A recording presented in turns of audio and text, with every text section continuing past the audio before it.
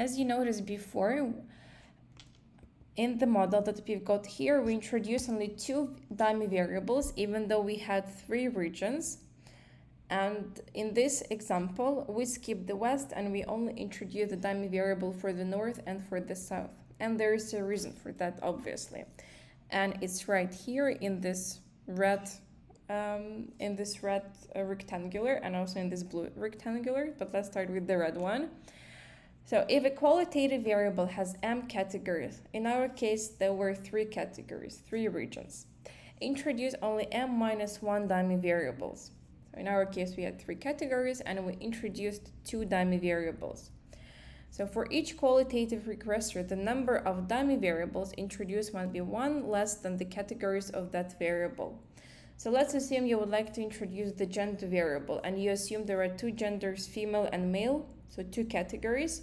So in this case, you would need to introduce only 1 dummy variable. If you introduce geographical regions and you've got, let's say, 5 geographical regions, you will need to introduce 4 dummy variables, skipping one of the regions. And this is done in order to avoid the so-called dummy variable trap. And if you don't follow this red rule, you will fall into something called the dummy variable trap or the situation of perfect collinearity. In the next lecture, I will discuss the case of perfect collinearity, also called multi-collinearity. So for now, you just need to believe me that you have to avoid the situation. Otherwise, your results will be incorrect. And I will just say that your results cannot be trusted and actually your result doesn't make any sense, do not make any sense. So when we have m categories, we introduce 1 category less. So 3 categories, 2 dummy variables, 5 categories, 4 dummy variables, and so on and so forth. And this is done in order to avoid the so-called dummy variable trap. So there is another term that I would like you to know is base or benchmark category. So this is the category for which no dummy variable is assigned. And it is known as the base or benchmark category.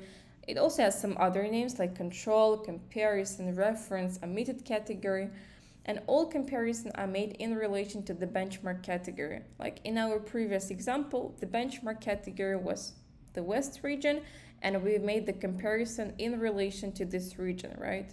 The North, so this coefficient shows by how much the North earns more, and this coefficient shows by how much the South earns less than the West, even though we know that those differences are actually statistically insignificant.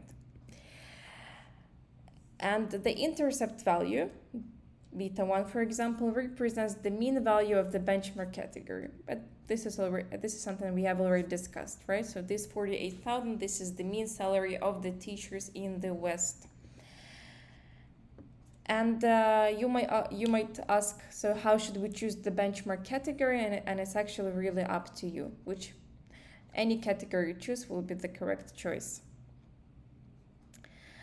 And there is another term, is differential intercept coefficient. So this is the name of the coefficient that is attached to the dummy variable, because they tell by how much the value of the category that receives the value of 1 differs from the benchmark category.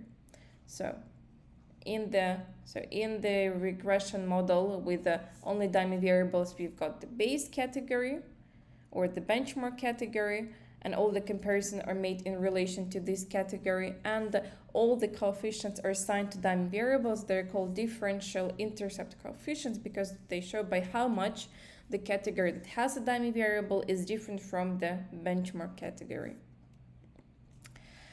Another way to avoid the dummy variable trap is introduction as many dummy variables as the number of categories of that variable without including the intercept, and this is very important. So on one hand, you can either introduce 1 category less into your regression, or you can introduce all the categories, but in this case you need to delete the intercept. And this is our previous example, the case of mean salaries of teachers.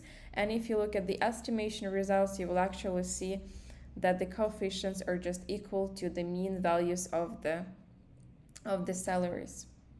However, as you can see, this model does not have an intercept. And in the previous lectures, I told you that it's better to avoid this situation when your regression does not have an intercept. So it is always better to have an intercept. Therefore, this type of regression analysis when it comes to dummy variables is not really recommended, but it's also possible. So once again, in order to avoid the dummy variable trap, you can do two things. The most recommended one is omit one category and introduce m-1 dummy variables, or introduce as many dummy variables as the number of categories, but this second method is not really recommended.